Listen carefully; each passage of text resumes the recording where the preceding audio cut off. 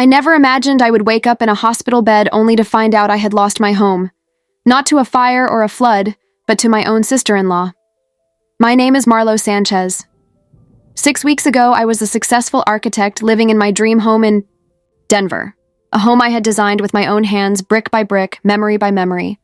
Today, I'm fighting to reclaim not just my property, but my entire life. It all started with a chest pain I ignored for weeks. Typical, right? We independent women always put our work before our health. When I finally collapsed during a presentation, for clients, the diagnosis was devastating, a congenital heart condition that required immediate surgery. "You need someone to look after your home," Dr. Kwan said, as if it were simple. But with my husband Nathan stuck on a project in Asia and no close family nearby, my options were limited. That's when Heather, Nathan's sister, offered to help. "I just need a place to stay for a few weeks after my divorce," she said, with that smile that never quite reached her eyes. "It'll be perfect. You get help with the house, and I get a place to land during my transition.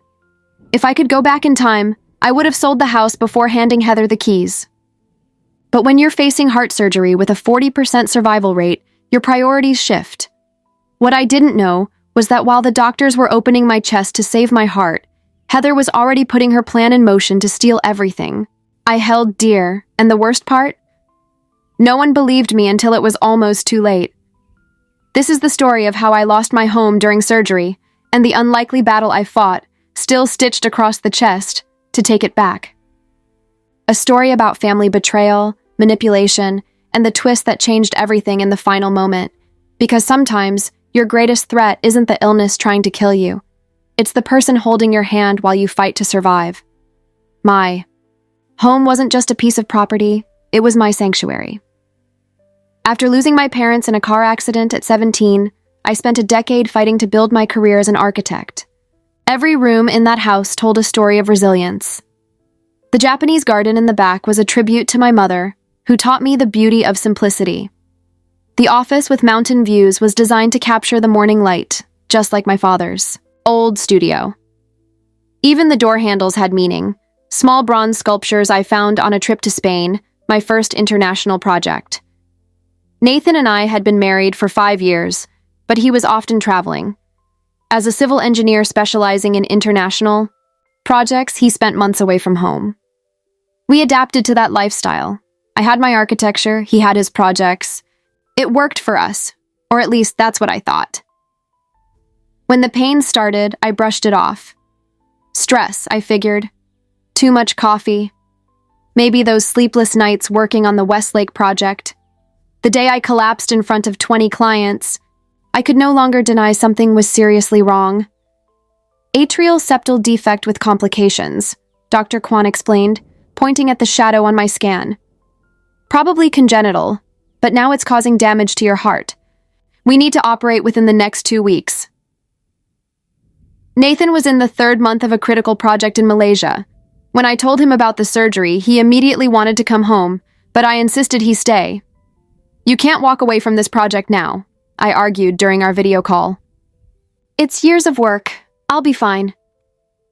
"Marlo, we're talking about your heart," Nathan protested, his pixelated face showing genuine concern. "I can get an emergency leave." "And risk your position?" "No, the surgery will only take a few hours, and then it's just recovery. Sophie already promised to visit me every day." That's when Nathan mentioned Heather for the first time. Heather just got divorced and is looking for a temporary place. She could stay at the house and take care of everything while you're in the hospital. Heather. Just hearing her name made my stomach tighten. In the 7 years I've known my sister-in-law, we've never had a genuine conversation. There were always veiled comments about my home. "So modern, doesn't feel very cozy, does it?" Or my work. "It's great that you can be so independent since Nathan's always away." "I don't think that's a good idea," I responded cautiously. "I can ask Javier to check on the house regularly." "Marlo, she's family," Nathan insisted. "And she's going through a rough time. It would help both of you." Family. The word Nathan always used when he needed me to give in about Heather. I can't completely blame him. After losing their parents so young, He and Heather only had each other.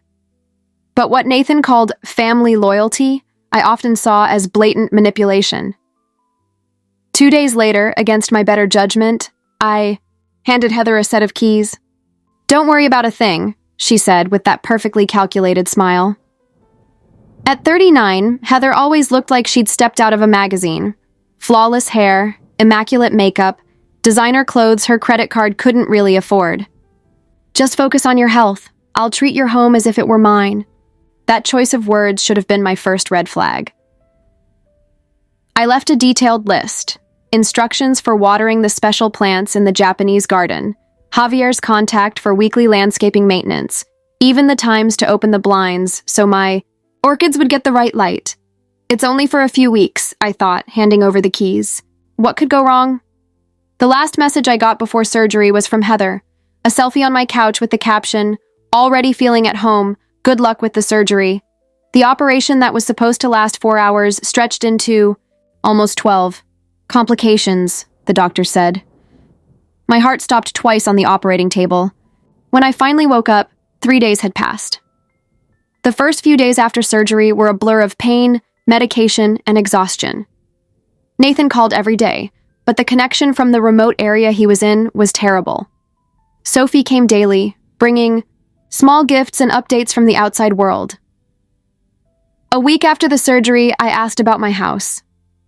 "Everything's fine," Sophie answered, a bit too quickly. Heather said she's keeping everything in order. There was something in her tone that didn't sit right.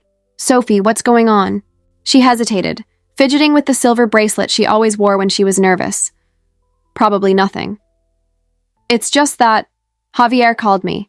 He said Heather sent him away when he showed up to do the garden maintenance. Something about wanting a different style."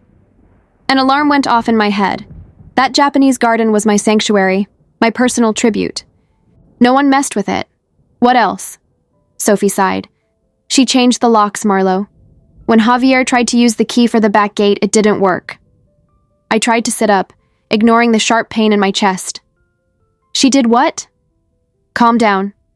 Sophie placed a hand on my shoulder. "Remember what Dr. Kwan said about stress. I'm sure there's a reasonable explanation." But deep down, we both knew there wasn't. In the days that followed, I gathered more pieces of the puzzle. Marcus, my retired neighbor, sent a message, asking about the moving truck he saw in the driveway. A coworker casually mentioned that Heather had posted photos on Instagram celebrating her new home in Denver. When I confronted Heather over the phone, her responses were always vague and condescending. "Oh, Marlo, you're getting things mixed up. The medication must be affecting your memory." "Yes, I hired a landscaper to give the garden a little refresh, but you yourself said you were planning to make changes, remember?" "I never said that. Not once." "And the moving truck?" "Just a few of my things from storage. It doesn't make sense to pay for the unit when I'm staying here for a while, right?" Nathan agreed it would be more practical. When I tried calling Nathan, the call went straight to voicemail. The area where he was working was experiencing heavy monsoons, and communication was spotty at best. In the 3rd week after surgery, Dr. Kwan informed me that I'd need another 3 weeks in a rehabilitation clinic. My body wasn't recovering at the expected pace. "Your heart needs time," she explained, "and frankly, your stress level isn't helping." That's when Sophie decided to take action. Without telling me, she went to my house to check out what was really going on. The photo she showed me nearly caused another heart attack. At my front entrance, a sleek sign had replaced the modest plaque I had designed. Sanchez Murdoch Residence. Heather using her maiden name along with our family's last name. "There's more," Sophie said, swiping through her phone screen. "A lot more." The next photos showed my beloved Japanese garden completely destroyed, replaced by a generic patio with cheap plastic furniture. My meticulously designed office was now a guest room with decor that looked like it came straight out of a department store. But the image that truly broke me showed the garage. All of my personal belongings, family photo albums, architectural projects, even the urn with my first dog's ashes, stacked in boxes labeled "donate" and "trash." "She's literally erasing you from the house," Sophie said, holding my hand. "And there's more. She's telling The neighbors you decided to sell the house to her because of medical expenses. That's absurd. I would never. I know. And when I confronted Heather, she showed me this. The final blow, a document with a signature that only vaguely resembled mine, transferring the property to Heather for a fraction of its market value. My God, she forged my signature. Sophie squeezed my hand. We need to act fast, Marlo. She's clearly trying to take advantage of your condition and Nathan's absence. Nathan, I murmured. He would never allow this. The question is, what is Heather telling him? As far as I can tell, she's controlling all communication between the two of you. It was like the ground opened beneath my feet. The more I thought about it, the clearer it became how perfectly Heather had orchestrated everything. My medical vulnerability, Nathan's absence, the physical distance keeping me from checking on my own home. We need evidence, I said, ignoring the sharp pain in my chest. And we need a plan. To understand the brilliance of Heather's plan, you need to know my sister-in-law. Heather Sanchez isn't the kind of villain who yells or breaks things. She's the kind who smiles while holding a knife behind her back. The kind who convinces everyone else that you're the one who's problematic, confused, unstable. For years, I watched her manipulate Nathan. A comment here about how I work too much. A fake concern there about how I don't prioritize family enough. Small seeds of doubt planted over time. Now, lying in a hospital bed with a cut on my chest that still throbbed every time I breathed, I realized I had underestimated just how much she really hated me. We need to figure out what she told Nathan, I said to Sophie as we studied the photos of our transformed home. He'd never allow this if he knew the truth. Sophie bit her lip. I already tried, Marlo. I sent emails explaining everything in detail. But the only reply I got was a short message saying, I'm busy with the project. Heather is handling everything. That doesn't sound like Nathan. Exactly. A terrifying thought hit me. Do you think she's intercepting our communications? It's possible. I've noticed Nathan only seems available to talk when Heather mentions he'll be calling. It's like she's controlling access to him. My architect brain kicked in. In architecture, when a structural element fails, you don't just replace it. You reinforce the entire framework around it. We need irrefutable evidence, I decided. And we need allies. Sophie was already my lawyer, as well as my friend. Over the next few days, we recruited Marcus, my ex-cop neighbor, Javier, my landscaper, and in an unexpected twist, Greg, Heather's ex-husband. I wasn't surprised when Sophie told me what was going on, Greg revealed during a hospital visit. Heather tried something similar with my vacation home during our divorce. She forged my signature on a transfer document. Luckily, my attorney caught it in time. This was the pattern we needed to establish. It wasn't an isolated incident. It was a modus operandi. Meanwhile, Heather continued transforming my home. Through Marcus's regular updates, we found out she had started selling my original furniture online, replacing it with pieces more to her taste. My expensive sound system was swapped out for a cheaper model. Even the mural a local artist had painted in my entryway, a sunrise over the Denver mountains, was covered with generic wallpaper. She's literally trying to erase any trace of you, Sophie said, appalled. But the harshest blow came 3 days before my discharge. Marcus sent a link to a Facebook event. New home launch party. Host, Heather Sanchez Murdoch. The date? The day after I was scheduled to leave the hospital. She's not even waiting for you to die, Sophie said, outraged. She's celebrating while you're still recovering. That was the final straw. Dr. Kwan had recommended another week at the rehab clinic, but I couldn't wait. My home, my life, was being stolen in real time. I'm getting discharged tomorrow, I told Sophie. Voluntarily, against medical advice if I have to.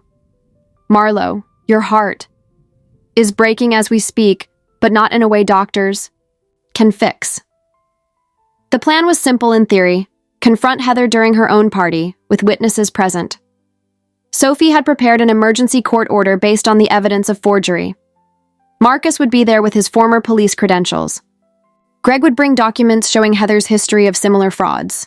What I hadn't told Sophie was my backup plan. If everything failed, I had the original deeds locked away in a safety deposit box. I would sell the house immediately, at any price, before letting Heather take ownership. It was my last desperate resort. Dr. Kwan strongly objected to my voluntary discharge. "This is madness, Marlo. Your surgery was extremely invasive. You still need medical supervision." "What's crazier is losing my house, doctor." She finally gave in, but not before making me sign several documents releasing the hospital from liability and handing me a list of warning signs that meant I should seek help immediately. Sophie picked me up on the day of the party. On the way home, my home, she updated me on the latest developments. Javier got some interesting info from the workers Heather hired for the renovations. Apparently, she told everyone she inherited the house from a recently deceased relative. So now she's killing me off in conversations? The audacity was almost admirable. I tried calling Nathan again this morning. Still no response. When we turned onto my street, my heart, the same one that had been cut open and stitched back together just weeks ago, felt like it froze. There were at least 15 cars parked in front of my house. Loud music echoed through the neighborhood. Festive balloons decorated the entrance. "She's really throwing a party," I murmured in disbelief. Sophie parked at a safe distance. "It's not too late to reconsider, Marlo. We can wait, do this legally, without confrontation." I looked at my friend, touched by her concern. "How long do you think it'll take in court? Months? Years? Meanwhile, she'll be living in my house, destroying everything I built." "No, Sophie. It has to be now." With a determined nod, I stepped out of the car. Every step was painful. My body was far from healed. But anger and outrage were powerful fuel. Marcus met us at the front gate, his solid presence reassuring. "She invited half the neighborhood," he informed us. "She's presenting herself as the new owner, telling everyone you generously sold her the house at a special price to help after the divorce." I took a deep breath, ignoring the sharp pain in my chest. Let's end this. When I walked through the front door, my own front door, now with a new lock, the feeling was surreal. The inside of my house was almost unrecognizable. Furniture that wasn't mine, colors I would never choose, photos of Heather in expensive frames where my family memories used to be, and in the center of the room, holding a champagne glass and laughing with a group of strangers, was Heather. She hadn't seen me yet. "Attention, please," Sophie announced loudly, stepping into her role as an attorney. The music stopped. Conversations went silent. Every eye turned toward us. That's when Heather saw me. Her face cycled through several emotions in seconds: shock, fear, and then, more disturbingly, a calculated calm. She quickly composed her features into a look of concern. "Marlo, oh my God, what are you doing here? You're supposed to be in rehab." She walked toward me with open arms as if to hug me, her voice loud enough for everyone to hear. "Everyone, this is my sister-in-law I mentioned, the one recovering from serious surgery. She's supposed to be resting." The performance was impressive. Any stranger witnessing the scene would have thought she was genuinely worried. "This is my house, Heather," I declared, my voice steadier than I expected. "And you have no right to be here, let alone throw a party." She chuckled lightly, as if I had told a cute joke. "Oh, sweetie, is the medication confusing you again? Remember we talked about this? You sold the house to me before the surgery, to help cover medical expenses." She turned to the confused guests. "The painkillers mess with her memory. Poor thing." It was exactly as Sophie had predicted. She was painting me as the confused one, the crazy one. "I never sold this house," I said clearly. "And I have proof that you forged my signature on the documents." Heather's smile faltered for a moment, but she recovered quickly. "Sophie," she said, acknowledging my friend with a cold nod, "you really shouldn't encourage these delusions. It's not healthy." "Actually," Sophie stepped forward, "as Mrs. Sanchez's attorney, I have here a preliminary court order preventing any transfer of this property, based on substantial evidence of fraud." She handed the document to Heather, who took it, like it was contaminated. "This is ridiculous," Heather declared, though her voice had lost some of its confidence. "I have the signed transfer papers." "Forged," Marcus interjected, stepping forward. "As a former fraud investigator for the Denver Police Department, I can confirm your forged signature won't hold up under forensic analysis. The guests began murmuring, exchanging uneasy glances. Some quietly grabbed their coats, slipping out the door. Heather was losing control of the narrative, and she knew it. Her expression hardened. Nathan approved all of this, she said, playing her last card. My brother knew Marlo wasn't in any condition to maintain a house this size after surgery. It was a family decision. Interesting that you mentioned Nathan, I replied, each word carefully chosen. Because he's supposed to be in Nepal until next week. How could he approve something he doesn't even know is happening? That's when the back door opened. And there, looking exhausted from a long trip, but with determination in his eyes, stood Nathan. The silence that fell over the room was absolute. Nathan. Heather looked like she'd seen a ghost. You're supposed to be in Asia. I came back as soon as I finally got the real messages from Marlo and Sophie, he replied, his eyes locked on his sister. Funny how all their emails went to spam, while yours came through just fine. He crossed the room to me, checking my condition with genuine concern before turning to face Heather. What did you do? His voice was low, controlled, but filled, with a fury I'd never seen in him before. Nathan, I can explain. Explain how you tried to steal our house, how you forged my wife's signature, how you lied to everyone, including me. For the first time, Heather's facade visibly began to crack. I was just trying to get out of our house, Nathan cut her off. Now. But everything I did. Now. The few remaining guests slipped out quickly, leaving only our small team, Nathan, and an increasingly cornered Heather. That's when Sophie delivered the final blow. Oh, I almost forgot to mention, she said, with a carefully casual tone. Before Marlo's surgery, we installed a security system with cameras all over the house. Just a precaution, you know. We've recorded every move since then. Heather's face turned pale. You're bluffing. Sophie picked up her tablet, tapped on the screen a few times, then turned it around for everyone to see. There was Heather, 3 weeks earlier, on the phone with someone. Of course she won't find out, the Heather in the recording said. She's practically in a medically induced coma, and by the time she wakes up, I'll be so established here no one will question it. I've almost got the paperwork ready. Once the house is in my name, I can sell it for at least $1 million. We didn't need to show more. That little clip was all that mattered. She hadn't just tried to steal my home, she was planning to sell it for profit as soon as she could. Everyone, please leave, Nathan said, his voice cracking slightly. All of you. I need to talk to my sister in private. Sophie looked, hesitant, glancing at me for confirmation. It's okay, I assured her, though I wasn't entirely sure it was. We'll wait outside.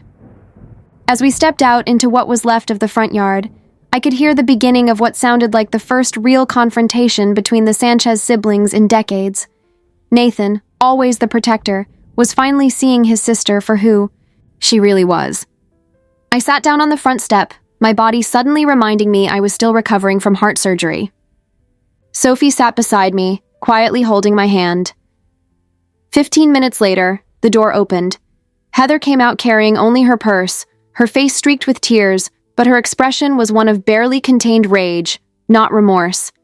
She passed us without a word, got into her car, and drove off with screeching tires. Nathan appeared in the doorway, looking exhausted. She'll come get her things tomorrow, with supervision, he said simply. He reached out his hand to me. Let's go inside. This is still your home.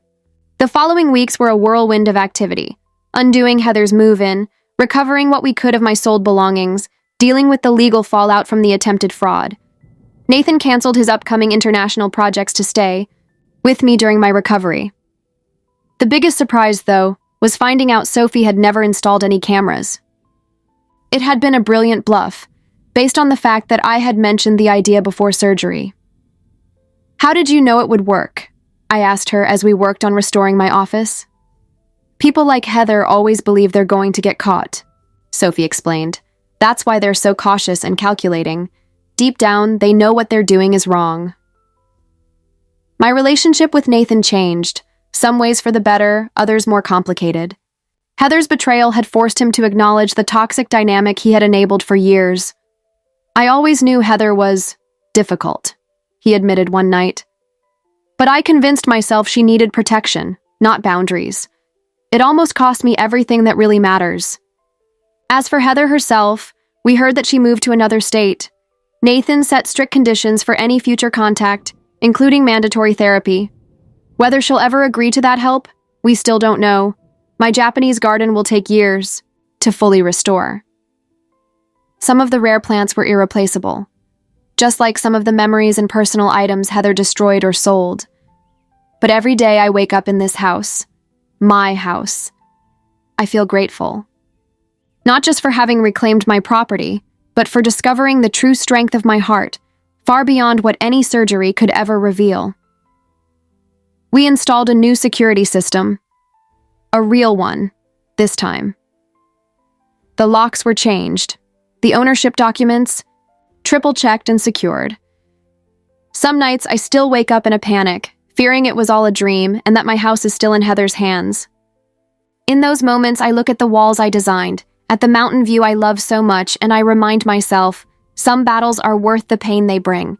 Because when you build something with your own hands, whether it's a home, a career, or a life, no one has the right to take it from you, not even family. Especially, not family.